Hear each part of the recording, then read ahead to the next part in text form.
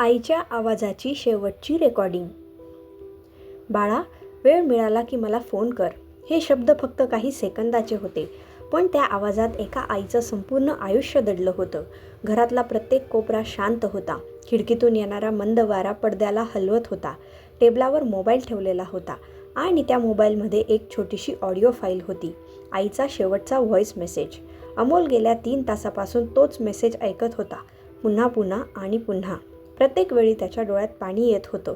आई गेल्याला आज 7 दिवस झाले होते. 7 दिवस.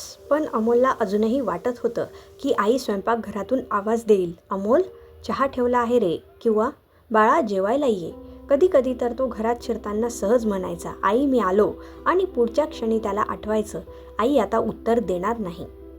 अमोल पुण्यात एका मोठ्या कंपनीत नोकरीला होता. आई गावात एकटीच राहत होती. वडील गेल्याला जवळपास 10 वर्ष झाली होती. आईने आयुष्यभर मुलासाठी कष्ट केले होते. अमोलला शिकवलं, त्याच्या शिक्षणासाठी स्वतःच्या आवडी बाजूला ठेवल्या. त्याला शहरात नोकरी मिळाली तेव्हा आईला सर्वात जास्त आनंद झाला होता. माझं लेकरू मोठं झालं, ती प्रत्येकाला अभिमानाने सांगायची. पण अमोल मोठा होत गेला तसं त्याचं आयुष्यही व्यस्त होत गेलं. ऑफिस, मीटिंग, टार्गेट, प्रवास, मित्र, आणि हळूहळू आईसाठी वेळ कमी होत गेला. आईचा फोन आला की तो अनेकदा म्हणायचा, आई आता मी मीटिंगमध्ये आहे, नंतर फोन करतो. हो रे बाळा, आई शांतपणे फोन ठेवायची. कधी तो फोन पुन्हा करायची नाही, कारण तिला माहीत होतं मुलगा व्यस्त आहे. एका रविवारी आईचा फोन आला, बाळा, काय ग आई? काही नाही रे, फक्त तुझा आवाज ऐकावासा वाटला. अमोल त्या दिवशी मित्रांसोबत बाहेर जाण्याच्या तयारीत होता. तो थोडा चिडून म्हणाला, आई, रोज रोज फोन करू नकोस ना, मला खूप कामं असतात. समोर काही क्षण शांतता होती. मग आई हळू आवाजात म्हणाली, ठीक आहे रे, आणि फोन कट झाला. अमोलने त्याचा फारसा विचार केला नाही. पण त्या रात्री आईने त्याला एक व्हॉईस मेसेज पाठवला, फक्त 11 सेकंदाचा. बाळा, रागवू नकोस. तू कितीही मोठा झालास ना, तरी आईसाठी तू तोच छोटासा मुलगा आहेस. वेळ मिळाला की फोन कर. अमोलने तो मेसेज पाहिला, पण ऐकला नाही. त्याने मनात म्हटलं, उद्या ऐकतो. पण दुसऱ्या दिवशी सकाळी आईचा फोन आला नाही. दुपारीही नाही, संध्याकाळीही नाही. अमोलने स्वतः फोन केला. फोन बंद होता. त्याला थोडी चिंता वाटली. त्याने शेजारच्या काकांना फोन केला, काका, आई फोन उचलत नाहीये, जरा घरी जाऊन पाहता का? काही वेळाने काकांचा फोन आला. त्यांचा आवाज थरथरत होता, अमोल, तू लगेच गावाला ये. काय झालं काका? पलीकडे काही क्षण शांतता होती. मग फक्त एकच वाक्य ऐकू आलं, तुझी आई गेली रे. अमोलच्या हातातून मोबाईल खाली पडला. जग थांबल्यासारखं झालं. तो काहीच बोलू शकला नाही. गावात पोहोचल्यावर घरासमोर लोकांची गर्दी होती, पण अमोलला त्या गर्दीत कोणाचाच चेहरा दिसत नव्हता.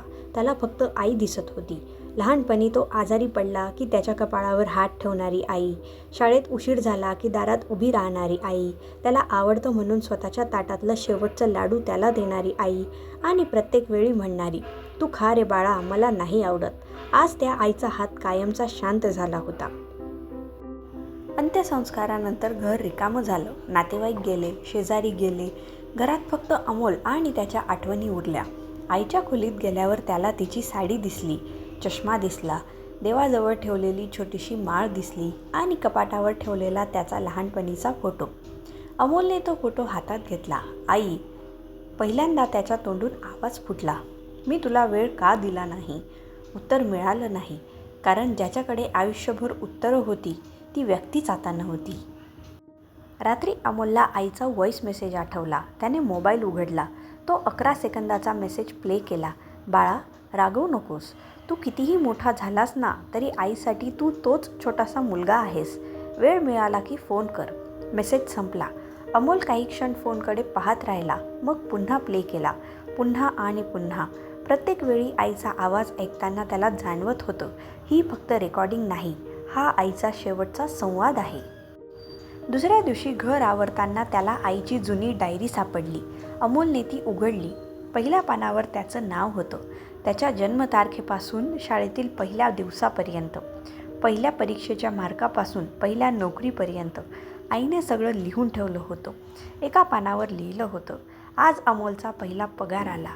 मला काहीच आणलं नाही तरी चालेल. त्याने स्वतःच्या कष्टाने कमावलेले पैसे हातात घेतले, हेच माझ्यासाठी मोठं आहे. अमोलच्या डोळ्यातून अश्रू वाहू लागले. पुढच्या पानावर लिहिलं होतं, आज अमोलचा फोन आला नाही. बहुतेक कामात असेल. देव त्याला सुखी ठेव. पुढचं पान. आजही फोन नाही, पण तो ठीक असेल. आईला मुलगा सुखी असला की पुरेसं असतं. आणि शेवटच्या पानावर फक्त एकच वाक्य होतं. माझ्या मुलाने मला वेळ दिला नाही तरी चालेल, पण त्याने स्वतःच्या आयुष्यात एकटं पडू नये. अमोलने डायरी छातीशी धरली. तो अक्षरशः लहान मुलासारखा रडू लागला. त्या रात्री त्याने आईची रेकॉर्डिंग पुन्हा ऐकली, पण यावेळी त्याला एक वेगळी गोष्ट जाणवली. आईने कुठेही तक्रार केली नव्हती. तू फोन का करत नाहीस असंही म्हटलं नव्हतं. तिने फक्त म्हटलं होतं, वेळ मिळाला की फोन कर. आईला मोठ्या गोष्टी नको होत्या. तिला मुलाने महागडी भेटवस्तू आणाव्यात असं नव्हतं. तिला मोठ्या हॉटेलमध्ये जेवायला जायचं नव्हतं. तिला फक्त मुलाचा आवाज ऐकायचा होता. 2 मिनटं, फक्त 2 मिनटं. काही महिन्यांनी अमोलने स्वतःच्या मोबाईलमध्ये एक वेगळा फोल्डर तयार केला. त्याचं नाव ठेवलं आई. त्यात ती एकच रेकॉर्डिंग होती, 11 सेकंदाची. तो आवाज तो कधीच डिलीट करणार नव्हता. एकदा त्याच्या ऑफिसमधल्या मित्राने विचारलं, इतक्या जुन्या व्हॉईस रेकॉर्डिंगचं काय करतोस? अमोल काही क्षण शांत राहिला. मग म्हणाला, तुला माहिती आहे का, काही आवाज कानांनी ऐकायचे नसतात, मग ते मनाने ऐकायचे असतात. काही दिवसांनी अमोल गावातल्या शाळेत गेला.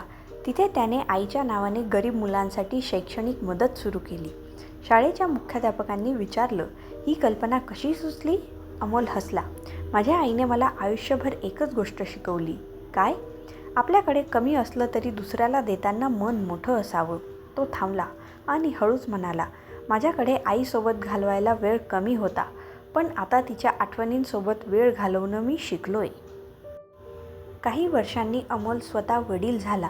त्याच्या मुलीने एके दिवशी त्याला विचारलं, बाबा, आजी कुठे आहे? अमोल काही क्षण शांत झाला. त्याने मोबाईल काढला. आईची तीच रेकॉर्डिंग प्ले केली. बाळा, रागवू नकोस. मुलगी हसली. आजीचा आवाज किती छान आहे.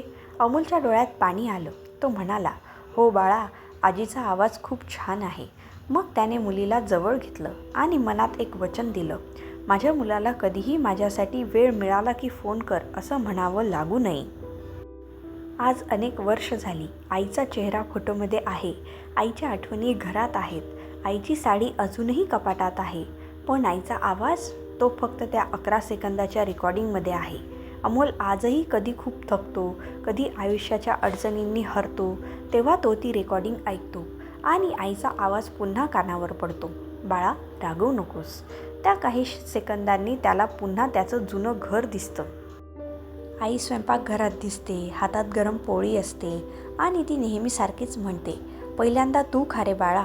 अमोल डोळे मिटतो आणि मनात म्हणतो, आई, आता वेळ आहे माझ्याकडे, पण तू नाहीस. काही क्षण शांतता आणि मग त्याच्या डोळ्यातून अश्रू वाहतात. कारण आयुष्यातली सर्वात मोठी शोकांतिका ही नसते की आपण आईला गमावतो. खरी शोकांतिका तेव्हा असते जेव्हा आई जिवंत असताना तिच्यासाठी वेळ नसतो आणि ती गेल्यानंतर आपल्याकडे तिच्यासाठी संपूर्ण आयुष्यभराचा वेळ उरतो. म्हणून आईचा फोन आला तर उचलाच. तिचा आवाज ऐकण्यासाठी वेळ काढा. ती पुन्हा पुन्हा तेच विचारत असेल तरी उत्तर द्या. कारण कदाचित तिच्यासाठी तो फोन तुमच्या दिवसातील फक्त 2 मिनटं असतील, पण तिच्या संपूर्ण आयुष्यातली सर्वात मौल्यवान 2 मिनटं असू शकतात. आणि लक्षात ठेवा, आईचा आवाज रेकॉर्ड करता येतो, पण आई पुन्हा मिळवता येत नाही. आईचा आवाज ऐकायला वेळ काढा, कारण एक दिवस असा येतो जेव्हा आवाज ऐकण्यासाठी फक्त रेकॉर्डिंग उरतं. ही कथा मनाला भिडली असेल तर व्हिडिओ शेवटपर्यंत नक्की पहा आणि आपल्या जवळच्या व्यक्तीसोबत शेअर करा. अशाच मनाला स्पर्श करणाऱ्या मराठी कथा ऐकण्यासाठी मनस्पर्शला सबस्क्राईब करा.